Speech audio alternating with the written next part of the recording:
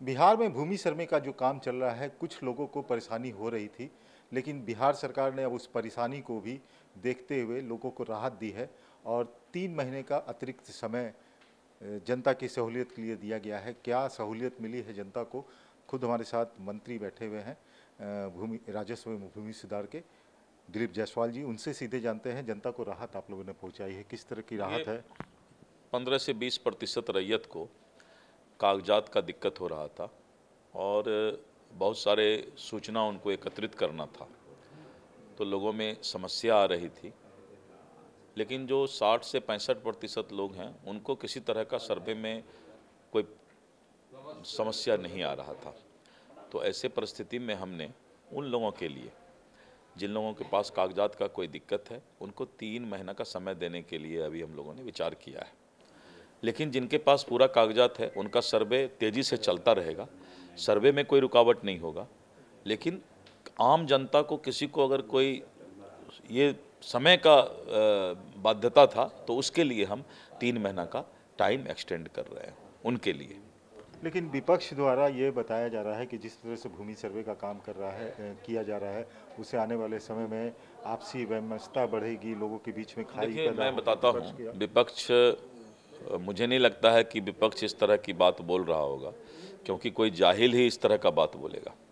किसी प्रदेश का अगर भूमि का भविष्य तय हो जाए और डिजिटल हो जाए, बंगाल ऐसा राज्य जहाँ पर कि कम्युनिस्ट का शासन था, वहाँ आज से 15 साल पहले डिजिटल और सारा चीज़ जो है भूमि सर्वे हो चुका है।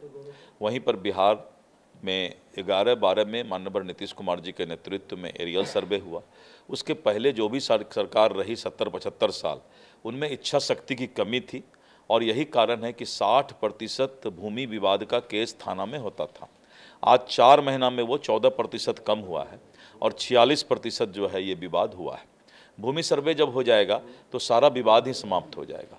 लेकिन जो भू माफिया है, जो लोग सरकारी ज़मीन पर अवैध कब्जा किए हुए हैं, वो लोगों में घबराहट है कि उन लोगों की चोरी पकड़ी जाएगी। वैसे लोग जो हैं बेदखल होंगे और भूमि माफिया और सरकारी ज़मीन कब्जा करने वाले लोगों को ही घबराहट है और आम जनता को सर्वे में कोई दिक्कत नहीं है और अगर दिक्कत है तो राजस्व विभाग उसके साथ है। आप किशनगंज से आते हैं, उस एरिया में भी बहुत सारे भूमि कब्जे की बात आई है। कई लोग जो घुसपैठिए हैं उन लोगों ने भी भूमि कब्जा कर लिया है। ये अलग बात है। ये जो है किसी व्यक्ति पर आरोप नहीं लगाया जा सकता है। जिसने भी भूमि कब्जा किया है उस पर सरकार कार्रवाई करेगी, सर्वे नहीं रुकेगा, लेकिन जनता को समस्या भी नहीं होगा।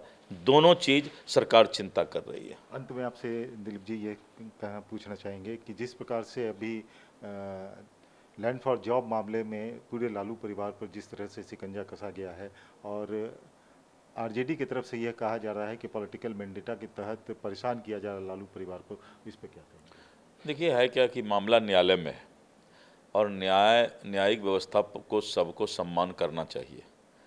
मामला न्यायालय में है, इसलिए न्यायालय में माननीय न्यायाधीश का जो फैसला होगा, न्यायालय का जो फैसला होगा वो सर्वमान्य होता है। राहुल गांधी जिस प्रकार की भाषा बोल रहे हैं उस पर आप क्या कहेंगे?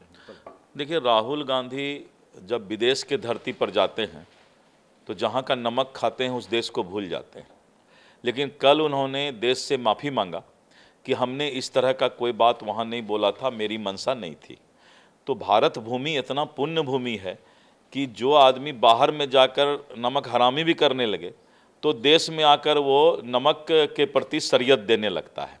तो राहुल गांधी ने कल माफ़ी मांगा है देश से कि हमने आरक्षण विरोधी जो बात कही थी वहाँ पर उसको तोड़ मरोड़ के या जो भी कहना चाहते हैं।